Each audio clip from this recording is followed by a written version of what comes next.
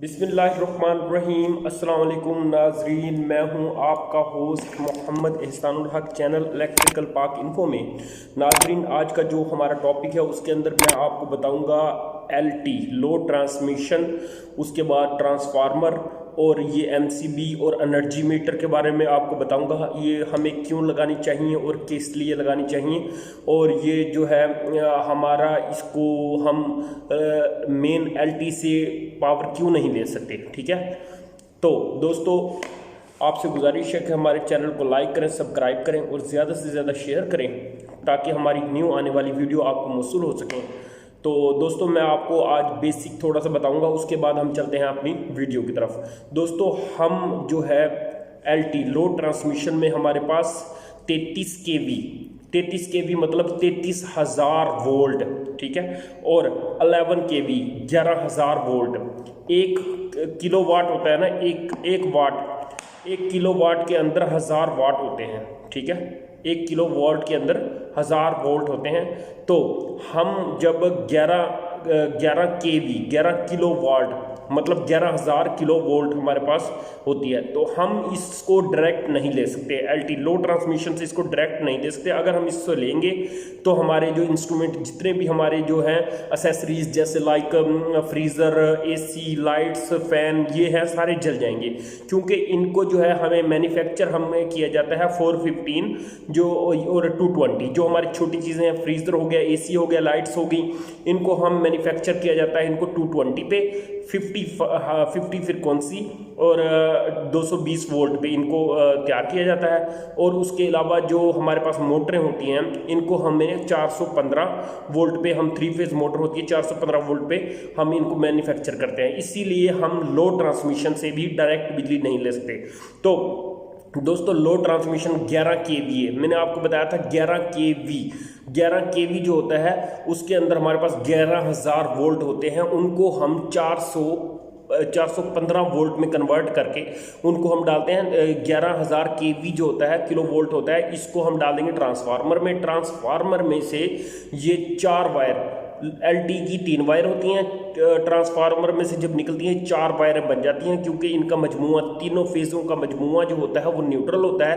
तो वो न्यूट्रल हम जैसे ही निकालते हैं तो उसको हम ये हमारे पास जो ट्रांसफार्मर में से जो करंट होता है वो निकल के 415 रह जाता है। तो फिर उसके बाद हम लगाते हैं एनर्जी मीटर। एनर्जी मीटर में हमारे पास इसकी पैमाइश होती है, जैसे तराजू में हम चीनी तोलते हैं, इसी तरह बिजली को तोलने के लिए एनर्जी मीटर लगाया जाता है। उसके बाद MCB, ELCB, 70 mm की केबल, ये वगैरह हम लगाते हैं। तो दोस्तों अभी मैंने आपको ये सारे टॉपिक बता दिया। तो 220 और 415 वोल्टेज लेने के लिए हम इसको ट्रांसफार्मर में से गुजर के आना पड़ता है। तो वो आगे मैं वीडियो आपको आगे समझा दूंगा। चलते हैं अपनी वीडियो की तरफ। ठीक है दोस्तों आ चुके हैं अपनी LT लो ट्रांसमिशन। अच्छा, लो ट्रांसमिशन हमें कैसे मालूम हुआ ये LT है और इसके अंदर कितने kV किलो वोल्ट कितना करंट है, और ये हमें कैसे मालूम हुआ? मैंने आपको बता दिया था कि 11 kV और 33 kV ये होती है हमारे पास उसके अंदर पोल के अंदर। ठीक है, और टावर के अंदर हमारे पास 66 kV, 220 kV और जो है 400 kV और उसके अलावा 600 kV ये हमारे पास किस में होता है? टावर के अंदर। ठीक है दोस्तों, ये ऊपर लगे हुए हैं पिन आइसोलेटर। ठीक है, तो ये हमारा इनका क्या मकसद है? ये हमारे करंट को नीचे नहीं आने देता, ठीक है, और कंडक्टर में नहीं आने देता, शॉर्ट सर्किट से बचाता है। ठीक है, अभी आ जाते हैं हम दोस्तों इसकी तरफ। ये देखें दोस्तों, यहाँ पर LT लो ट्रांसमिशन को हम डिस्ट्रीब्यूशन में कन्वर्ट कर रहे हैं। तो ये देखें दोस्तों, ये तीन फेज़ है, रेड, येलो, ब्लू। ठीक है दोस्तों, अभी ये आपको नज़र आ रहा होगा ये आइसोलेटर ये क्यों लगे हुए हैं। ये देखें दोस्तों, ये एक प्लेट, ये वाली प्लेट आपको नज़र आ रही है, ये क्यों लगी है? लोहे की ये पतरी क्यों लगाई गई है दोस्तों? ये सेपरेट करने के लिए लगाई हुई है। ठीक है, ऊपर से करंट आया तो ऊपर वाले जो 3 रिंग बने हुए हैं उसमें आ गया, वहाँ से आया, फिर उसके बाद एक लोहे की, ये देखें दोस्तों, इधर से आप थोड़ा तरीके से देखें प्रॉपर, ये यहाँ पर ये लोहे की 3 पतरियाँ लगी हुई हैं। ये इनको लगाने का मकसद ये है कि अगर हमने जब फ़र्ज़ करें हमने ये अपना ट्रांसफार्मर पे अगर काम करना है तो इन पत्रियों को हम प्लास से पुश करेंगे, नीचे निकालेंगे बाहर, और उसके बाद हमारी बिजली मुनक़ता हो जाएगी। ठीक है दोस्तों। अच्छा, तो उसके बाद ये हमारे पास ये 11 kV कैसे है, देखें आपको पिन इंसुलेटर 2 नज़र आ रहे हैं, आइसोलेटर, पिन आइसोलेटर आपको 2 नज़र आ रहे हैं। इसका मतलब ये हो गया ये 11 kV है। अगर ये 33 kV होता तो इसके अंदर मालूम है तीन आइसोलेटर लगे हुए होते। ये देखिए 2 डिस्क आइसोलेटर नज़र आ रहे हैं आपको। अगर ये 33 kV होता तो इसके अंदर 3 से 4 आइसोलेटर होते। ठीक है। उसके बाद ये देखें दोस्तों, ये करंट हमारा आ गया यहाँ पर, 3 फेज़ यहाँ पर आया, और आने के बाद ये देखें ये हमारे पास 300 mm की केबल है। 300 mm की केबल ये आई नीचे, और इसके बाद ये चली गई ट्रांसफार्मर के अंदर। ये देखें दोस्तों, ट्रांसफार्मर के अंदर जाने के बाद ये देखें दोस्तों, ट्रांसफार्मर वोल्टेज अभी ये 11 kV क्या है। 11 kV मैंने आपको बताया था 1 kV 1000 वोल्ट के बराबर होता है। ठीक है। हमें चाहिए होती है 440 वोल्ट, इससे ज़्यादा हमें नहीं चाहिए होती। 440 और 220, तो सिंगल फेज़ पे हमारे पास 220 और डबल फेज़ पे 3 फेज़ पे हमारे पास 440 वोल्टेज होते हैं।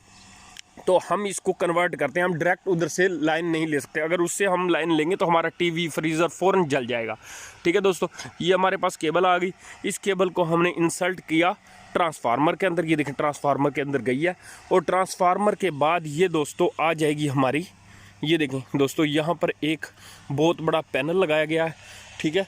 इसके अंदर ये देखें 400 mm केबल के बाद यहाँ पर ये केबल आ गई 70 mm, आई थिंक ये 70 नहीं है, 120 mm की केबल है। ये वाली केबल आप देख रहे होंगे 120 mm की केबल है। 120 mm की केबल आने के बाद यहाँ पर आ गई है, और उसके बाद ये यहाँ पे डिस्ट्रीब्यूट किया हमने इसको।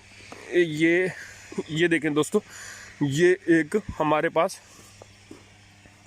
MCCB मेन सर्किट ब्रेकर यहाँ पर लगे हुए हैं इसके अंदर, और ये इसके अंदर से ये दोस्तों ये एक पैनल है, इसके अंदर MCCB से यहाँ पर आ गई हमारे पास। यहाँ से हम मुख्तलिफ चीज़ों में ये देखें दोस्तों, यहाँ पर 70 mm की केबल, 35 mm की केबल यहाँ से निकल रही हैं और डिफरेंट उस पे जा रही हैं मकाम पे। दोस्तों ये हमारे ऊपर डिपेंड करता है हमारे पास कितने घर हैं, कितने कमरे हैं, जी उतनी ही mm की डालेंगे। अगर हमें एक घर चाहिए तो उसके अंदर 100-150 आदमी रहेंगे तो फिर हम 70 mm की केबल डाल सकते हैं, ताकि उसके अंदर AC, फ्रीज़र और लाइट्स चलाने के लिए। ठीक है दोस्तों। अच्छा, अगर हमें बिल्कुल थोड़ी बिजली चाहिए तो हम इधर से 25 mm और 25 mm मिनिमम होती है, इससे नीचे हम केबल नहीं डालते, क्योंकि 16 mm बहुत ही कम हो जाता है। तो 25 mm की केबल डालते सबसे छोटी। तो यहाँ पर आर्मर्ड केबल आई। ठीक है। इसके बाद ये केबल कहाँ जाती है मालूम है दोस्तों, ये केबल ये देखें दोस्तों, जो केबल थी 70 mm की वो आ गई यहाँ पर। ठीक है। 70 mm की जो केबल जो डाली थी ना MCCB, ये MCCB कितने एम्पेयर का है ये देख सकते हैं आप। ये देखिए ये 250 एम्पेयर का 250 एम्पेयर का ये हमारे पास MCCB है। ठीक है। उसके बाद इधर लगी हुई 3 बस बार इसकी बैक साइड पे। ठीक है। 3 बस बार होती हैं रेड, येलो, ब्लू की। तो वहाँ से ये MCCB से एक एनर्जी मीटर ये कंट्रोल करता है। ये एनर्जी मीटर आपको मालूम है किस लिए लगाया जाता है। एनर्जी मीटर लगाया जाता है हमारा करंट की पैमाइश करने के लिए, ताकि हमारी ADC वाले हैं ना जो, ये इसको हमें मतलब बिल चार्ज करने के लिए एनर्जी मीटर लगाते हैं। अच्छा, एनर्जी मीटर के बाद दोस्तों ये देखें, ये 100 एम्पेयर के मैंने आपको बताया था। ये देखें 125 एम्पेयर के ये देखें दोस्तों, ये लगे हुए हैं हमारे पास छोटे MCB। ये देखें 125 एम्पेयर के। ठीक है दोस्तों। ये देखें ये लगे हुए हैं। अच्छा, इसके बाद हमारे पास करंट कहाँ गया, ये मैंने इसको बंद कर दिया डोर को इसके। तो हमारे पास इधर से करंट एनर्जी मीटर से होकर MCCB में से होकर हमारे पास MCB 250 एम्पेयर की थी, ठीक है।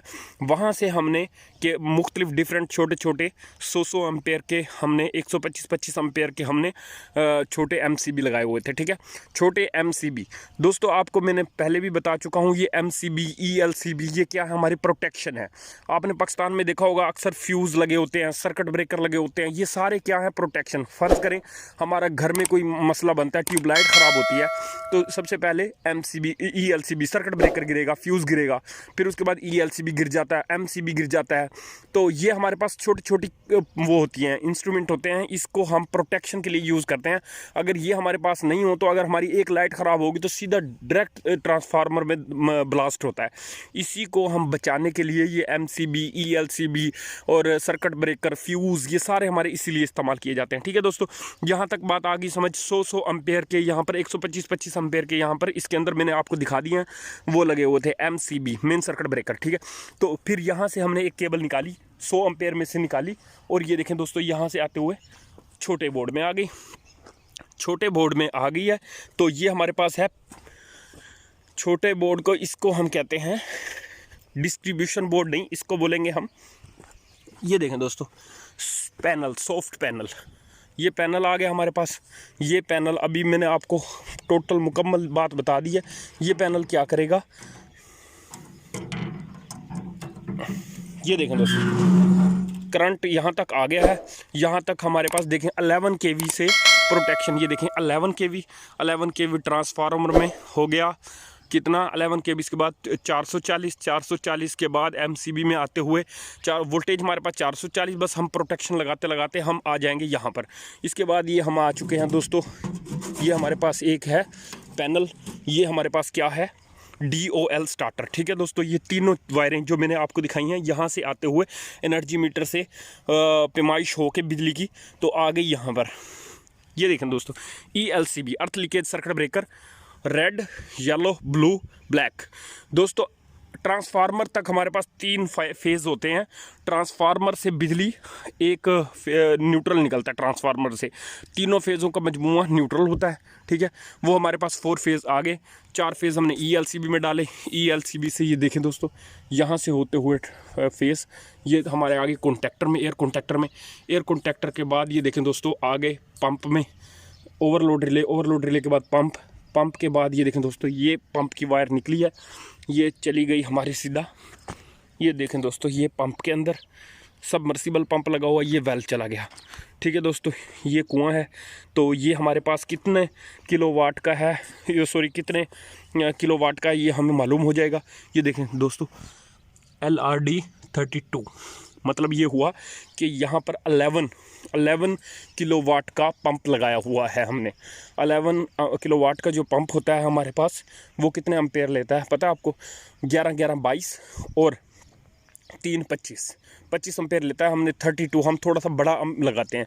और दोस्तों ये हमारे पास फेज़ फेलियर, हमारे पास अगर एक फेज़ कम होता है तो फ़ौरन ये इसको बंद करवा देगा और हमारा पंप बच जाएगा। इसके बाद ये ओवरलोड रिले, फ़र्ज़ करें हमारे पास अगर 25 एम्पेयर हमारे पास पंप ले रहा है, इसको 25 पे सेट करेंगे। ये देखें दोस्तों ये मैंने खोला और ये यहाँ पर देख लें आप, 25 पे हमने, ये 32 की है, इसको हमने सेट कितने पे किया हुआ है, ये देखें 23 पे सेट किया हुआ, 25 पे सेट किया हुआ है, ठीक है दोस्तों ये 23 पे। तो इसको जैसे ही ये 23 एम्पेयर से या 25 एम्पेयर से ज़्यादा करंट लेगा फ़ौरन ये ट्रिप हो जाएगा। इनको लगाने का ओवरलोड रिले, फेस फेलियर और टाइमर, और इनको लगाने का मकसद सिर्फ प्रोटेक्शन है। हम ट्रांसफार्मर से ये MCB से, मेन से MCB से यहाँ से भी बिजली ले सकते हैं, लेकिन हम इनको लगाने का मकसद ये होता है कि तुम्हारा बड़े नुकसान से बचा जा सके, ठीक है दोस्तों। अच्छा, तो ये छोटी छोटी बीच में मुज़ाहमतें होती हैं, मतलब circuit breaker, fuse, MCB, ELCB, तो कॉन्टैक्टर, ये सारे प्रोटेक्शन के औजार हैं हमारे पास, सारे प्रोटेक्शन के टूल्स हैं। इससे हम क्या करते हैं, हम बिजली को जो अपने पंप को अच्छे तरीके से चला सकते हैं, ठीक है दोस्तों। उम्मीद है कि दोस्तों हमारी ये वीडियो आपको पसंद आई होगी। इसको लाइक करें, सब्सक्राइब करें और ज़्यादा से ज़्यादा शेयर करें। Thank you for watching. अल्लाह हाफिज़।